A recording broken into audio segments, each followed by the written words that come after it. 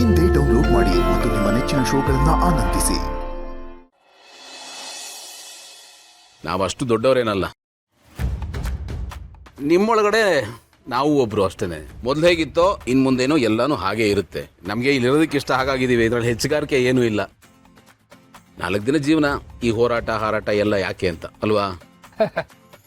ನೋಡು ಈ ಥರ ಮಾತಾಡಿ ನೀನು ಮತ್ತೆ ದೊಡ್ಡವನಾಗ್ಬಿಟ್ಟೆ ನೋಡು. ಅಯ್ಯೋ ದಯವಿಟ್ಟು ನೀವು ಮತ್ತೆ ಹೊಗಳ್ಬೇಡಿ. ನೀವು ಹೊಗಳ್ತಾ ಇದ್ರೆ ನನಗೆ ಮೈಯೆಲ್ಲ ಮುಳ್ಳು ಚುಚ್ದಂಗೆ ಆಗುತ್ತೆ. ಬೇರೆ ಏನಾದರೂ ಇದ್ರೆ ಹೇಳಿ. ಇನ್ನೇನಪ್ಪ ಹೇಳೋದು? ಇಷ್ಟು ದಿನ ನೀವು ನಮ್ಮಲ್ಲಿ ಒಬ್ಬರಾಗ್ಬಿಟ್ಟಿದ್ರಿ, ಈಗ ಗಂಡ ಹೆಂಡತಿಯಾಗಿ ಜೋಡಿಯಾಗಿದ್ದೀರಿ, ನಿಮ್ಮ ಮನೆಗೆ ನೀವು ಹೊಟ್ಟೋಗ್ತೀರಿ. ಒಂದು ರೀತಿಲಿ ಖುಷಿನೇ, ಆದರೆ ನಮ್ಮನ್ನೆಲ್ಲ ಬಿಟ್ಟು ಹೋಗ್ತಿ ಅಂತ ತುಂಬ ಬೇಜಾರು ಕಣಪ್ಪ ಗೌತಮ್. ನನಗೆ 2 ಮನೆ ಖಾಲಿ ಆಗುತ್ತೆ ಅಂತ ಬೇಜಾರು, ಆದರೂ ಪರವಾಗಿಲ್ಲಪ್ಪ.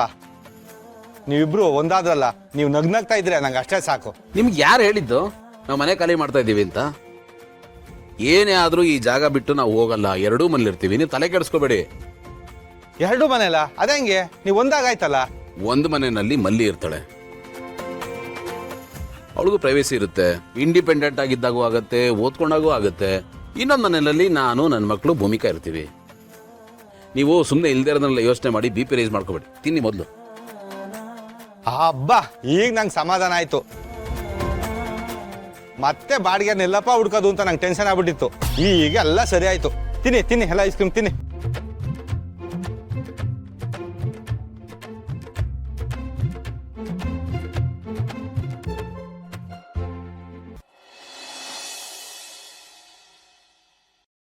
ಅಮ್ಮ, ಒಂದು 10 ನಿಮಿಷ ಆಫೀಸ್ಗೆ ಹೋಗಿ ಬಂದ್ಬಿಡ್ತೀನಿ.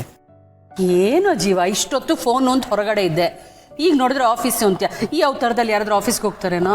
ಏನು ಮಾಡ್ಲಮ್ಮ ಕೆಲಸ, ಒಂದು 5 ನಿಮಿಷ ಅಷ್ಟೇ, ಬಂದ್ಬಿಡ್ತೀನಿ ಆಯ್ತಾ? ಬೇಗ ಬರ್ತೀಯ ತಾನೆ? ಬರ್ತೀನಕ್ಕ. ಅವ್ನು ಬಂದಂಗೆ. ಸರಿ, ಬಾಯ್ ಬಾಯ್ ಬಾಯ್. ಕಂದ, ಅಂತೂ ನಿನ್ನ ಜೀವನದಲ್ಲಿ ಈ ಪ್ರಾಬ್ಲಮ್ಸ್ ಎಲ್ಲ ಬಗೆಹರಿದು ಒಂದು ಹಂತಕ್ಕೆ ಬಂತಲ್ಲ, ಆ ದೇವ್ರು ದೊಡ್ಡವನ್ ಕಣೆ. ಇನ್ನು ನಿನ್ನ ಬಗ್ಗೆ ನನಗೆ ಯಾವ ಚಿಂತೆನೂ ಇಲ್ಲ. ಏನೋ ಈಗೊಂದು ಸಂತೋಷ, ಒಂದು ನೆಮ್ಮದಿ. ಹೇಗೋ ನಮ್ಮ ಅಪ್ಪಿಗೆ ಹೇಗಾದರೂ ಒಂದು ಮಗು ಆಗಿ ನಮ್ಮ ಮಹಿಮಾನು ತಾಯಿ ಆಗಿಬಿಟ್ರೆ ನನಗಷ್ಟೇ ಸಾಕು ಕಂದ. ಯಾಕೆ ಅವ್ರು ಹಾಸ್ಪಿಟ್ಲ್ಗೆ ಹೋಗಿ ಚೆಕಪ್ ಮಾಡಿಸ್ಕೊಂಡಿಲ್ವಾ? ಹೋಗ್ತಾನೆ ಇದ್ದಾಳೆ. ಮಹಿಮಾ ಅಂತೂ ರೆಗ್ಯುಲರ್ ಚೆಕಪ್ ಮಾಡಿಸ್ತಾ ಇದ್ದಾಳೆ, ಆದರೆ ಏನೂ ರಿಸಲ್ಟ್ ಸಿಕ್ಕಿಲ್ಲ. ಸುಮಾರು ಡಾಕ್ಟ್ರ್ ಹತ್ರ ಹೋಗಿದ್ಲು, ಎಲ್ಲರೂ ಇದನ್ನೇ ಹೇಳಿದ್ರು. ಒಂದೊಂದ್ಸಲಿ ಅವಳ ಬಗ್ಗೆ ಯೋಚನೆ ಮಾಡಿದ್ರೆ ತುಂಬ ಸಂಕಟ ಆಗುತ್ತೆ.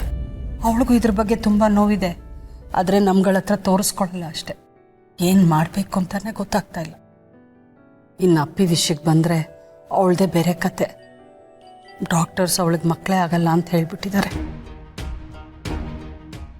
ಏನು ಮಾಡೋದು ಅಂತಾನೆ ಗೊತ್ತಾಗ್ತಾ ಇಲ್ಲ. ಅಮ್ಮ, ನೀನಿಷ್ಟು ಫೀಲ್ ಮಾಡ್ಕೋಬೇಡ, ಇಷ್ಟು ಬೇಗ ನಂಬಿಕೆನ ಕಳ್ಕೊಬೇಡ.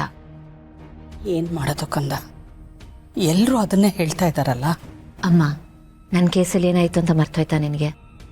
ಈ ಥರದ್ದೇ ರಿಪೋರ್ಟ್ಸ್ ಅಲ್ವಾ ಬಂದಿದ್ದು, ಮಕ್ಕಳಾಗಲ್ಲ ಅಂತ. ಇನ್ ಕೇಸ್ ಮಗು ಆದರೆ ಮಗು ಜೀವಕ್ಕೆ ಅಪಾಯ, ಇಲ್ಲ ಅಂದರೆ ನನ್ನ ಜೀವಕ್ಕೆ ಅಪಾಯ ಅಂತ. ಬಟ್ ಕೊನೆಗೇನಾಯಿತು? ಮಕ್ಕಳಾದ್ವಲ್ಲ. ನೋಡಮ್ಮ, ನನಗೆ ವಯಸ್ಸಾಗೋಗಿತ್ತು, ಹಾಗಾಗಿ ಕಾಂಪ್ಲಿಕೇಶನ್ಸ್ ಇತ್ತು. ಬಟ್ ಮಹಿಮಾ ಮತ್ತೆ ಅಪ್ಪಿ ವಿಚಾರದಲ್ಲಿ ಹಾಗಲ್ವಲ್ಲ. ಅದು ಅಲ್ಲದೆ ಟೆಕ್ನಾಲಜಿ ಈಗ ತುಂಬಾ ಅಡ್ವಾನ್ಸ್ ಆಗ್ಬಿಟ್ಟಿದೆ. ಏನೇ ಪ್ರಾಬ್ಲಮ್ ಇದ್ರೂ ಈಸಿಯಾಗಿ ಸಾಲ್ವ್ ಮಾಡ್ಬೋದು. ಅದು ಅಲ್ಲದೆ ಅಪ್ಪ ಏನು ಹೇಳ್ತಾರೆ ಹೇಳು, ಒಳ್ಳೆಯವ್ರಿಗೆ ಯಾವಾಗಲೂ ಒಳ್ಳೇದೇ ಆಗುತ್ತೆ. ಅಪ್ಪಿ ಆಗಲಿ ಮಹಿಮಾ ಆಗಲಿ ಅವ್ರು ಯಾರಿಗೂ ಮೋಸ ಮಾಡಿಲ್ಲ. ಸೊ ಆ ದೇವರು ಅವ್ರಿಗೂ ಮೋಸ ಮಾಡಲ್ಲ. ನೀನು ನೋಡ್ತಾ ಇರು, ಆದಷ್ಟು ಬೇಗ ಅವ್ರಿಗೆ ಮಕ್ಕಳಾಗ್ತಾರೆ.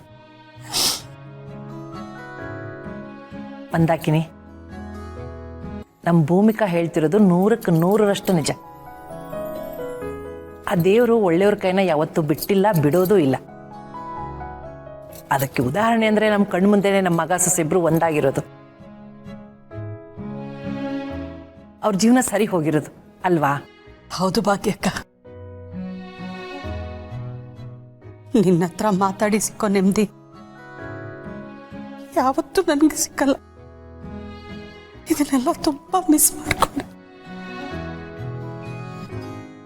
ಈಗೆಲ್ಲ ಒಳ್ಳೇದೇ ಆಗ್ತಿದೆ. ಇವಳ ಜೀವನ ಸರಿ ಹೋಯ್ತು. ನಿಮ್ಮ ಆರೋಗ್ಯ ಸುಧಾರಿಸಿದೆ, ನಿಮಗೂ ಮಾತು ಬಂದಿದೆ, ಎಲ್ಲ ಕಡೆಯಿಂದ ಶುಭಾನೇ ನಡೀತಿದೆ. ದೇವ್ರ ದಯದಿಂದ ಅದೊಂದು ಆಗ್ಬಿಟ್ರೆ ಸಾಕು, ಒಂದು ನೆಮ್ಮದಿ, ಇನ್ನೇನು ಬೇಡ ಜೀವನದಲ್ಲಿ. ಆಗುತ್ತೆ. ನೀನ್ ಜಾಸ್ತಿ ಯೋಚನೆ ಮಾಡಬೇಡ. ಯಾಕಂತ ಆ ದೇವರು ಕೊಡೋ ಟೈಮ್ಗೆ ಎಲ್ಲನೂ ಕೊಡ್ತಾನೆ. ದೇವ್ರ ಮೇಲೆ ಭಾರ ಹಾಕಿ ಅಷ್ಟೇ.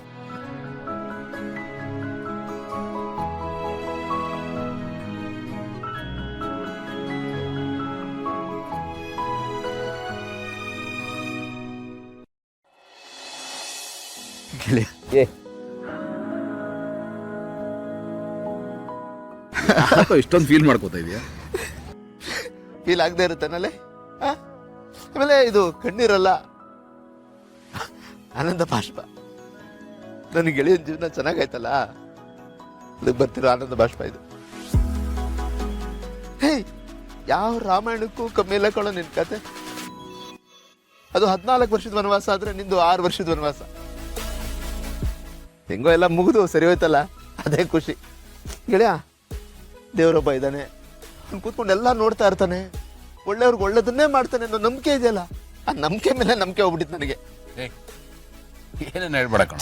ನಿಜ, ದಿನ ಬೆಳಗಾದ್ರೆ ನಂಗೆ ಬೇರೆ ಕೆಲಸ ಇಲ್ಲ. ದೇವ್ರ ಮುಂದೆ ನಿಂತ್ಕೊಳ್ಳೋದು, ಬಾಯಿಗೆ ಬಂದಂಗೆ ಬೈಯೋದು. ನಿನ್ ಕರುಣೆ ಇಲ್ವಾ? ನನ್ನ ಗೆಳೆಯ ಏನ್ ತಪ್ಪು ಮಾಡಿದ್ದಾನೆ, ಯಾಕೆ ಅವ್ನಿಗೆ ಇಷ್ಟೊಂದು ಹಿಂಸೆ ಕೊಡ್ತಾ ಇದ್ದ ಅಂತ ಇಡೀ ಶಾಪ್ ಹಾಕ್ಬಿಟ್ಟಿದ್ದೀನಿ. ಆಯ್ತು, ಎಲ್ಲ ಒಳ್ಳೇದಾಯ್ತಲ್ಲ ಈಗ. ಹೌದು ನೋಡೋ, ಈ ಜರ್ನಿ ಇದೆಯಲ್ಲ, ಇದು ನನಗೊಂದು ಪಾಠ ಕಲಿಸಿದೆ ಕಣ. ಇದರಿಂದ ಏನೇನೋ ಪಡ್ಕೊಂಡೆ, ತುಂಬ ಎಕ್ಸ್ಪೀರಿಯನ್ಸ್ ಕೊಟ್ಟಿದೆ ಕಣ. ಹಾಗಾಗಿ ದೇವ್ರಿಗಾಗಲಿ ನನ್ನ ಲೈಫ್ಗಾಗಲಿ ಶಾಪ ಹಾಕೋ ಅಗತ್ಯ ಇಲ್ಲ ಕಣ. ಆಗಿದ್ದೆಲ್ಲ ಒಳ್ಳೇದಕ್ಕೆ. ಅಕಸ್ಮಾತ್ ಇದೆಲ್ಲ ಆಗದೆ ಹೋಗಿದ್ರೆ ನಾನು ತುಂಬಾ ಕಳ್ಕೊಂಡ್ಬಿಡ್ತಾ ಇದ್ದೆ ಕಣ. ಮೊದಲು ನಾನು ದುಡ್ಡಲ್ಲಿ ಶ್ರೀಮಂತ ಆಗಿದ್ದೆ, ಈಗ ಅನುಭವದಲ್ಲಿ ಶ್ರೀಮಂತ ಆಗಿದ್ದೀನಿ ಕಣ. ನನ್ನ ಪ್ರಕಾರ ಅನುಭವದಲ್ಲಿ ಯಾರು ಶ್ರೀಮಂತ ಆಗಿರ್ತಾನಲ್ಲ ಅವನೇ ನಿಜವಾದ ಶ್ರೀಮಂತ. ಹಾಗಾಗಿ ನನಗೆ ಯಾರ ಮೇಲೂ ಕಂಪ್ಲೇಂಟು ಎಂಥದ್ದು ಇಲ್ಲ ಕಣ. ಭಾಳ ತೃಪ್ತಿ ಇದೆ ನನಗೆ. ಲೈಫ್ ಇಸ್ ಬ್ಯೂಟಿಫುಲ್ ಕಣ. ಲೈಫಿನ ಬ್ಯೂಟಿ ಇರೋದೇ ಈ ಥರದ ಏರಿಳಿತದಲ್ಲಿ, ಕಷ್ಟ ಸುಖದಲ್ಲಿ. ಒಂಥರ ನಾನು ಎನ್ಲೈಟೆಂಡ್ ಸೋಲ್ ಆಗ್ಬಿಟ್ಟಿದ್ದೀನಿ ಈಗ. ಗೆಳೆಯ, ಈಗ ಬರೀ ಸೋಲ್ ಮಾತ್ರ ಎನ್ಲೈಟನ್ ಆದ್ರೆ ಸಾಕ, ಅಥವಾ ಏನಾಗಬೇಕು? ಅದೇ ಈಗ ಸಂಗಮ ಆಯ್ತು, ಎಲ್ರಿಗೂ ಖುಷಿ. ಸಮಾಗಮ ನೀನು ಸ್ವಲ್ಪ ಎನ್ಲೈಟನ್ ಆಗ. ಅಲ್ಲ, ಏನಂದ್ರೆ ಈ ಮದುವೆ ಆಗ್ತಿದಂಗೆ ಅದು ಕಂಟ್ಕೊಂಡು ನನ್ನ ಮಗನೇ, ಇದೇನು ಅಂಟಿಸ್ಬೇಕಾಗಿಲ್ಲ. ನಡಿ, ಅಲ್ಲ, ಕೆಲಸ ಇದೆ, ನಡಿಯೋ.